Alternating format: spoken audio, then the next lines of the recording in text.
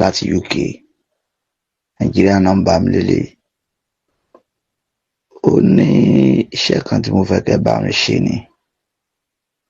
Ìmọ̀ bóyá má bá mi ṣe. Mi ò dẹ̀ fẹ́ kó pẹ́. Hello bàbá mi. Ẹ kú ọjọ́ méjì mẹ́ta o, ẹ kéré oko délé o. Mo ṣe gbọ́ voice note yín ni. Ó ti yá. Ìgbín ò rí nǹkan méjì láwọn tọ̀. Ohun tá a mọ̀ ọ́n ṣe náà nìyẹn. Ó yẹ ẹja gbọ́ bó ṣe lọ, ẹja gbọ́ nǹkan tó dálé lórí. Ẹja wọ studio. Ẹ má bínú, ó pẹ́ kí n tó dá yín lóhùn. Iṣẹ́ ni. Nǹkan tí mo fẹ́ kí ẹ bá mi ṣe ni pé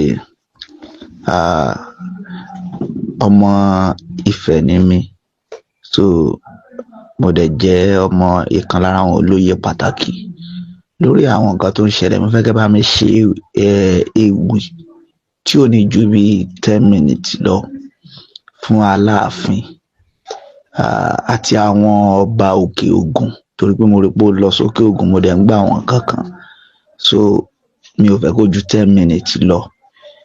Èló ni tí mo bá fowó ránṣẹ́, ìgbà wo lẹ máa post, ìgbà wo ló máa wà available? Hello bàbá mi. Pípẹ́ iṣẹ́ kò àlẹ́sítẹ́ bá sanwó lè ní báyìí títí àárọ̀ túnla, torí màá ní káwọn onílù wá lùlù lọ́la, so títí ọ̀túnla ẹ máa gba iṣẹ́ yín. Bọ́ọ̀rù iṣẹ́ yẹn 450 ni mò ń gbà o, 450 ni o. Gẹ̀ǹkẹ̀dẹ̀ fún mi ní story tó full gbogbo ohun tẹ́ fẹ́ ká sọ sí wọn, so máa ready títí àárọ̀ túnla. Sáìdì ibo lọ́dọ̀ yín nífẹ̀ẹ́ sà. Nǹkan tó máa ṣẹlẹ̀ ni pé ẹ fún mi ní information yẹn kí n bẹ̀rẹ̀ iṣẹ́ lé lórí, so máa send account details, then àwọn crew mi máa ní kí wọ́n pàdé mi láàárọ̀ la, so títí àárọ̀ túnla everything ti máa ready. Mo ti pe ẹni tí ó máa bá mi ṣe owó yẹn, torí pé kò sówó ní Nàìjíríà àkáǹtì mi, so ẹni tó máa bá. Ẹyẹ méjì ò ń jà sá, ṣe mistake. Àjànàkú akéwì àrùn lẹ ń bá sọ̀rọ̀. Iná ńlá gorí ilé fẹjú òjì lórúkọ bẹbẹ. Àjànàkú lẹ ń bá sọ̀rọ̀ o, àní bọ́ sọ́wọ́ alágbèdá o. Tẹ́ bá dẹ̀ fẹ́ rójú mi, you are free to do so. Ẹyẹ méjì ò ń jà sá, ṣe mistake. Àjànàkú akéwì àrùn lẹ ń bá sọ̀rọ̀. Iná ńlá gorí ilé fẹjú òjì lórúkọ bẹbẹ. Àjànàkú lẹ ń bá sọ̀rọ̀ o, àní bọ́ sọ́wọ́ alágbèdá o. Tẹ́ bá dẹ̀ fẹ́ rójú mi. Okay, wow. Ọmọ onífẹ̀ẹ́ àbúrẹ́, ọmọ adádé owó rẹ̀ mọ ìpè ọ̀ ní ẹrù jẹ̀jẹ̀. Màá send picture mi sí. Picture mi nìyẹn. Bàbá kẹ́pẹ́ fún wa, owó yẹn máa wọlé láìpẹ́. Mo ti confirm ẹ báyìí. Mo ti ní kí friends mi yẹ kó bá mi ṣe, ẹ máa rí.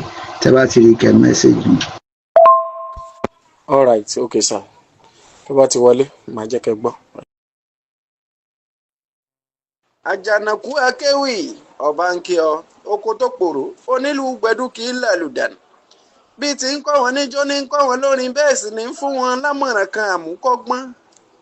Asọ̀rọ̀pagba òwe Àjànàkú ti dá wọn lóhùn, bọ́rọ̀ ò bá jòwe ẹnìkan kì í pa, ohun tó bá jòun sóhun lóye á fi mọ́ òwe òun. Àjànàkú akéwì káàbọ̀. Sọ ẹ jẹ́ kí n gbọ́ látọ̀dọ̀ yín. Wọ́n ti lọ́kànjúwà tó ń lọlé àwọn, ẹ sọ fún pé bó ṣe lọ náà ni ó padà wálé.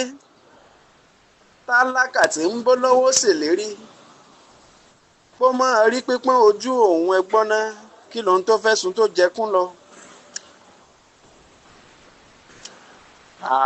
So iṣẹ́ ni mò ń ṣe lọ́wọ́. Wọ́n ti ládé orí la fi mọba, fìlà abetí ajá la fi mọba láàfin Ọ̀yọ́.